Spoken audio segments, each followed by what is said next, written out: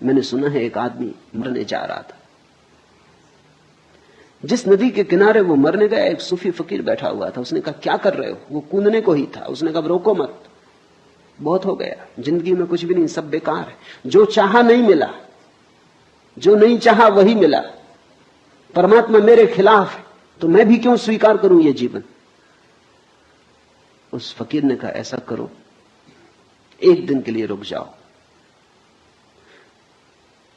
फिर मर जाना। इतनी जल्दी क्या?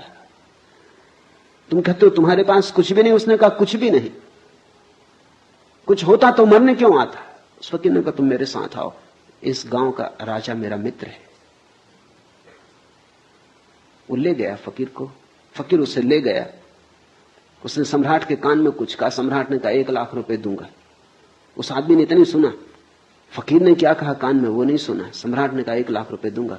फकीर आया और उस आदमी के कान में बोला कि सम्राट तुम्हारी दोनों आंखें 1 लाख रुपए में खरीदने को तैयार, बेचते हो? उसने कहा क्या मतलब? आंख और बेच दूं? लाख रुपए में 10 लाख दे तो भी नहीं देने वाला। तो सम्राट के पास फिर गया, उसने कहा अच्छा 11 लाख देंगे। उस आदमी ने कहा छोड़ो जी, ये धंधा करने नहीं, आंख बेचेंगे क्यों? फकीर ने कहा कान बेचोगे, नाक बेचोगे? ये सम्राट हर चीज खरीदने को तैयार है और जो दाम मांगो देने को तैयार। उसने कहा नहीं, ये धंधा हमें करने नहीं है, बेचेंगे क्यों? उस फकीर ने कहा जरा देख, आंख तू 11 लाख में भी बेचने को तैयार नहीं, और रात तू मरने जा रहा था और कह रहा था कि मेरे पास कुछ भी नहीं। जो मिला है वो हमें दिखाई नहीं पड़ता।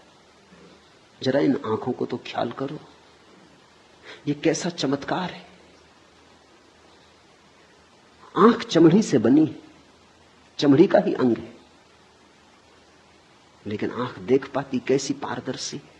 असंभव संभव हुआ है। ये कान सूंघ पाते संगीत को, पक्षियों के कलरव को, हवाओं के मरमर को, सागर के शोर को। ये कान सिर्फ चमड़ी और हड्डी से बने। ये चमत्कार तो देखो। तुम हो, ये इतना बड़ा चमत्कार है कि इससे बड़ा और कोई चमत्कार क्या तुम सोच सकते हो? इस हड्डी मांस मज्जा की देह में चैतन्य का दिया जल रहा है। जरा इस चैतन्य के दिए का मूल्य तो आंको नहीं, लेकिन तुम्हारी इस पर कोई दृष्टि नहीं। तुम कहते हो हमें 100 रुपए की नौकरी मिलनी चाहिए थी, 90 रुपए की मिली, मरेंगे, आत्महत्या कर लेंगे। कि होना चाहिए था मिनिस्टर, केवल डिप्टी मिनिस्टर हो पाए, नहीं जिएंगे। कि मकान बड़ा चाहिए था, छोटा मिला, कोई सार रहने का नहीं। कि दिवाला निकल गया, कि बैंक में खाता खाली हो गया, अब जीने में सार क्या है। कि एक स्त्री चाहिए थी वो न मिली, कि एक पुरुष चाहा था वो न मिला, बस अब मरेंगे।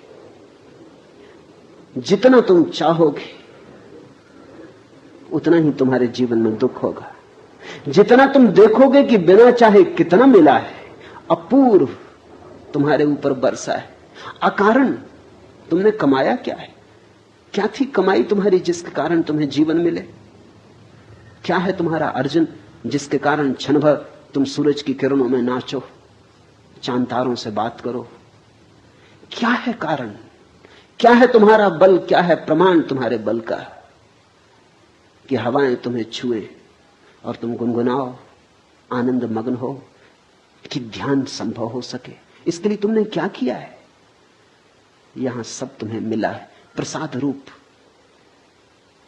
फिर भी तुम परेशान हो, फिर भी तुम कहे चले जाते हो, फिर भी तुम उदास हो। जरूर अहंकार का रोग खाए चला जा रहा है, वही सबको पकड़े हुए।